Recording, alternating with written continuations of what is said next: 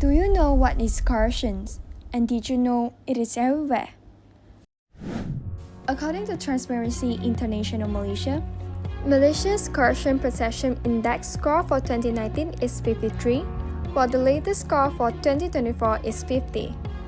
However, during this period, Malaysia had dropped to a stage low score of 47 in 2022. The index is scored on a scale of 100 for very clean and 0 for highly corrupt, with Malaysia scored in the middle of a scale. So, what holding Malaysia back? Experts point to three major issues. The first, slow reform. The Madani government has pushed for change, but progress has been sluggish. Second, judicial independence in questions. Some high-profile cases saw sentences reduced after convictions, raising concern about political interference. Third, too many DNAA cases. Many big corruption cases were settled down with DNAA, discharge not amounting to an acquittal. This means charges are dropped, but the accused aren't exactly clear. To fight back, Transparency International Malaysia recommends stronger whistleblower protections, a 2025 amendment to encourage reporting corruptions, a Freedom of Information Act set for July 2025, giving the public greater access to government data, an Ombudsman Act, a central body to handle public complaints, a Parliamentary Service Act to keep politics independent, a Political Funding Act to regulate political donations and stop corruption at source. Meanwhile, the Malaysian Anti-Corruption Commission (MACC) has rolled out the National Anti-Corruption Strategy (NACS) focusing on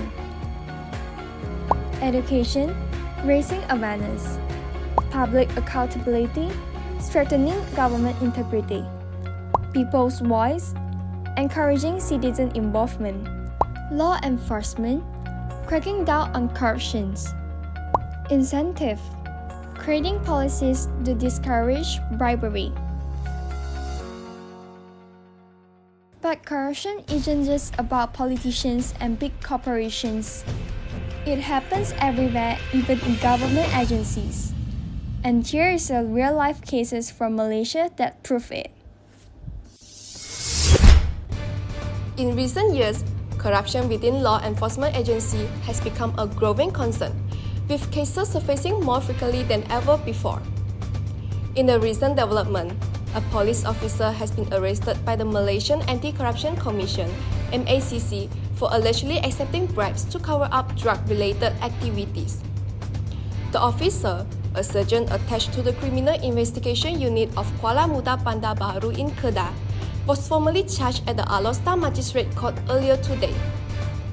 According to court records, the accused, 36-year-old Muhammad Kasim Mamas, faces 4 separate charges. If found guilty, he could face up to 20 years in prison along with a substantial fine. Prosecutors revealed that the alleged offences took place in June 2021, involving multiple instances of soliciting and accepting bribes in relation to a drug case. According to the first 3 charges, on June 21, 2021, the accused allegedly solicited and received bribes at different times, approximately 10:15 p.m., 10:30 p.m., and 11 p.m. inside a vehicle at various locations, including Bandar Baharu District, Kampung Kerangai, and Sungai Tok Pawang. Further proceedings are expected as the case continues to unfold. The MACC has reiterated its commitment to rooting out corruption at all levels, including within the informant's ranks.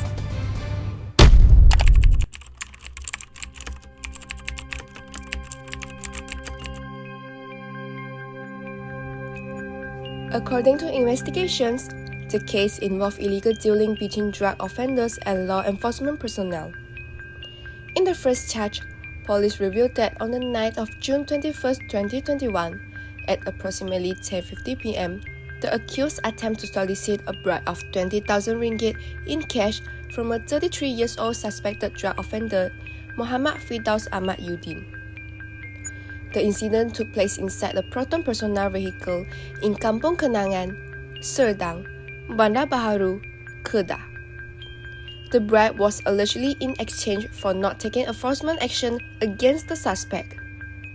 However, the accused failed to obtain the bribe.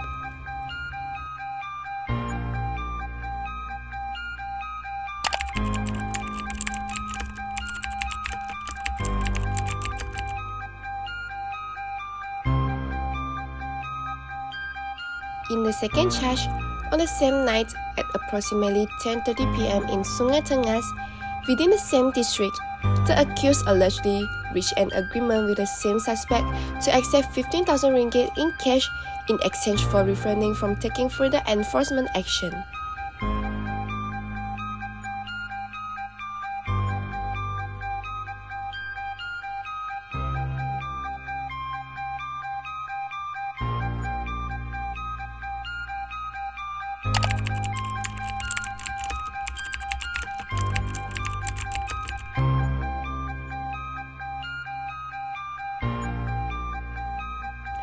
In the third charge, later that night at 11 p.m., inside the same vehicle but at a different location, the accused is alleged to have accepted 2,000 ringgit from another individual, also in exchange for not initiating any enforcement action.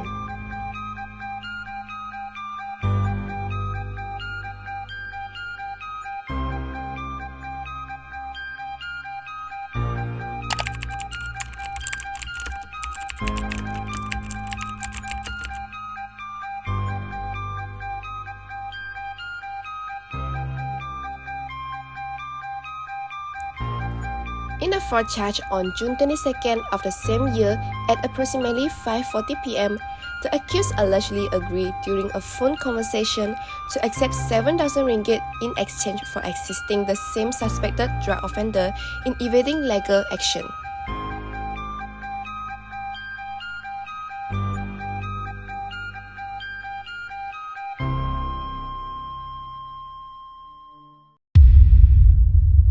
At present, the accused has pleaded not guilty to all charges in court. However, the four charges fall under Section 7A of the Malaysian Anti-Corruption Commission Act 2009, Act 694, and upon conviction, sentencing may be imposed under Section 24(1) of the same Act. If found guilty, the accused faces a maximum of 20 years imprisonment and a fine of 5 times the amount of the bribe, or 10,000 ringgit, whichever is higher. The case was prosecuted by Deputy Public Prosecutor Muhammad Zufali Azharuddin. Initially, the prosecution proposed bail at 20,000 ringgit with one surety. However, the accused legal counsel Burhanuddin Abdul Wahid and Muhammad Adam Burhanuddin appealed for a lower amount, citing the accused 9 years of service in the police force and the fact that he is a father of 2 children. After consideration, Alor Setar Session Court Judge Priscilla set bail at 10,000 ringgit with one surety. The accused is also required to surrender his passport and report to the MACC once a month pending the trial. The case has been scheduled for mention on July 23rd.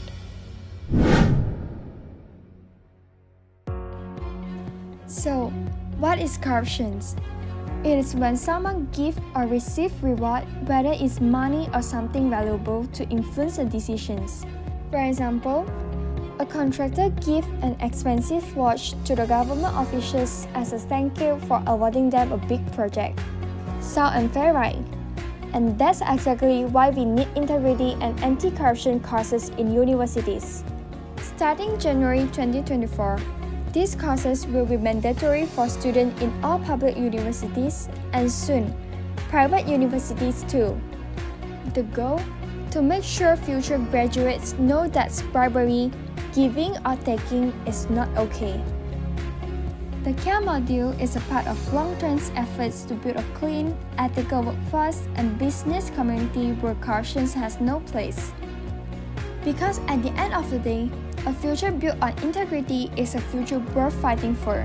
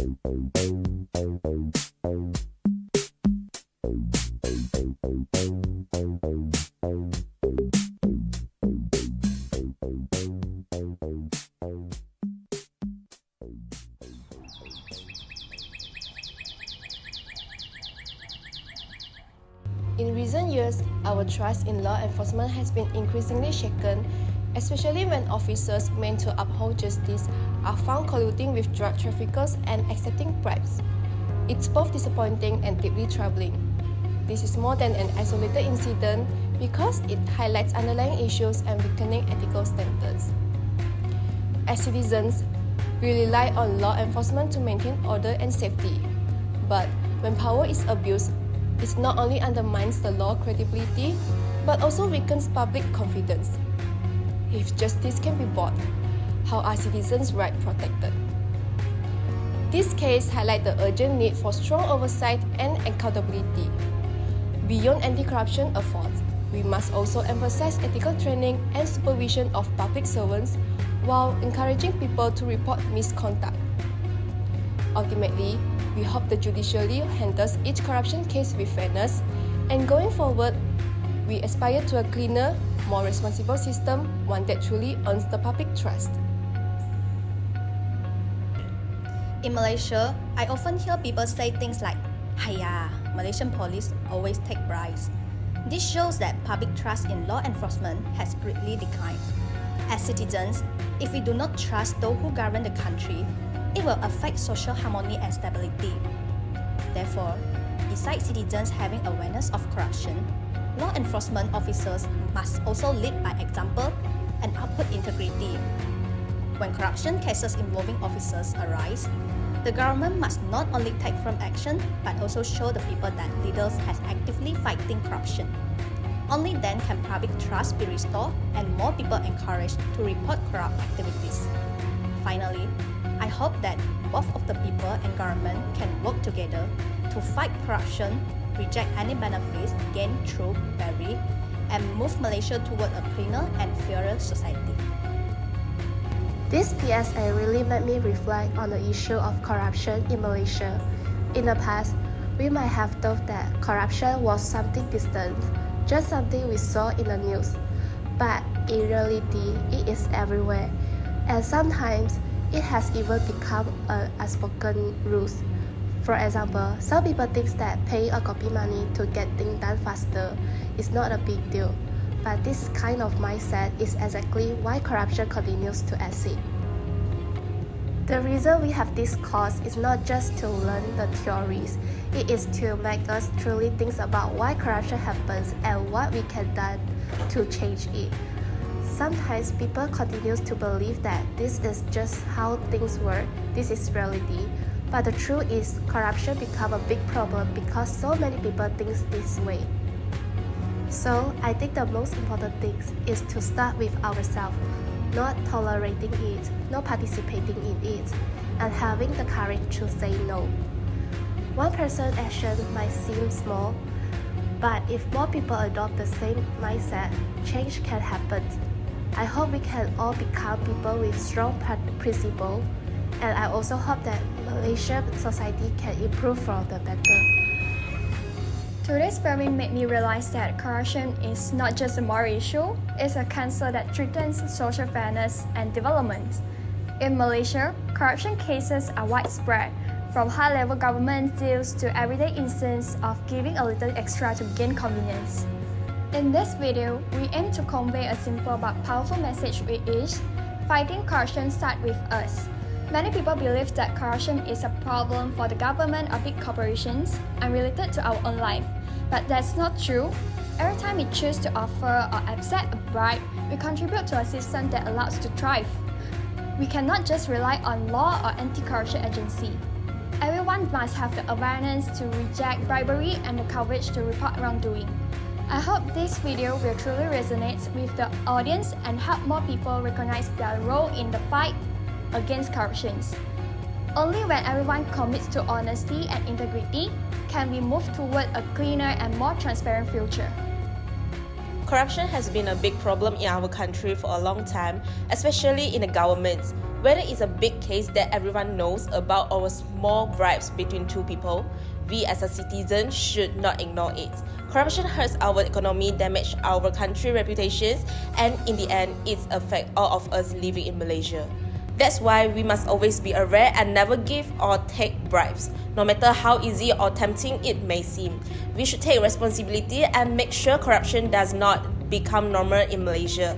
If we ever face such situations, we must say no, and if it continues, we should report it to the Anti-Corruption Commission so that the right action can be taken, making our society fair and honest. Learning about corruption and civic responsibility is not just for examinations. It is something we should practice in our daily life. Even a small step for each of us can help make Malaysia a better and cleaner place.